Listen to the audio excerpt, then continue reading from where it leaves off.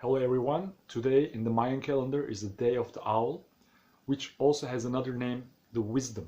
It's the sign of the wisdom. And as an owl person, most probably you know what I'm talking about. This wisdom doesn't come without a price, and it has a high price. The Mayan people actually believe that the owl person, whoever was born on this day, has a lot of incarnations from before, like you had a lot of lives, if you believe in reincarnation, and this brings this wisdom of many lifelongs of experience, but also it brings what we call a karmic load. If you look at it from an Indian perspective, like things that are happening to you right now has reasons from before. Actually, on my website, if you go to the description of the owl person, you will see, you read a story that try to clarify this as much as possible. That many of the things that happening to you, probably not because of what you have done even in this life, probably might be from previous lives.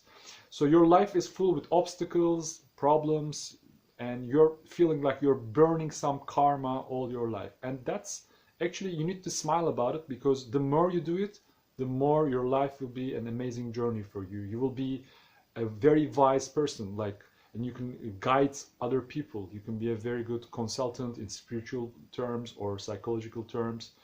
One of the things I recommend for you is to try to be forgiveful. Like, try to forgive people that have done these things to you. Of course, if it's a serious issue, follow the path of the law and go to the court or police or whatever. But don't psychologically get stuck with this issue. Try to realize that it has a reason, and just forgive this person, forgive the situation, and just let go. Try to move on.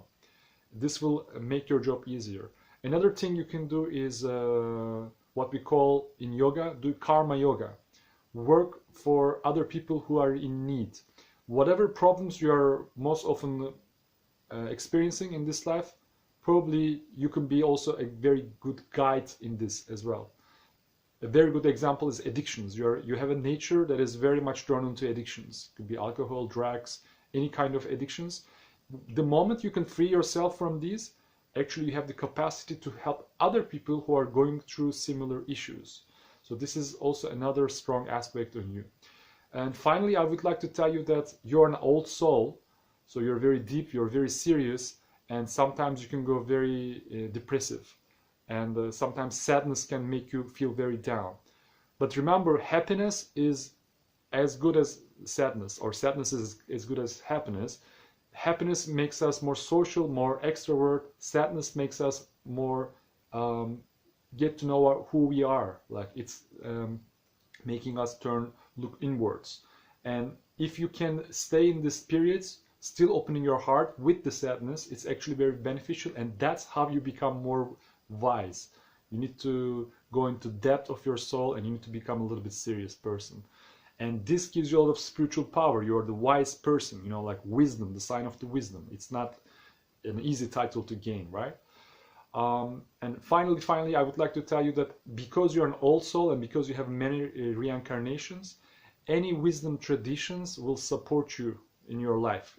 You will, if you go to a temple, if you go to a Mayan temple or Egyptian pyramid, or any like mosque, church, synagogue, or I don't know, Angkor Wat, Tibetan monasteries, just to be there, just to feel these vibrations, just to breathe this air, will remind you who you are and will give you a lot of empowerment.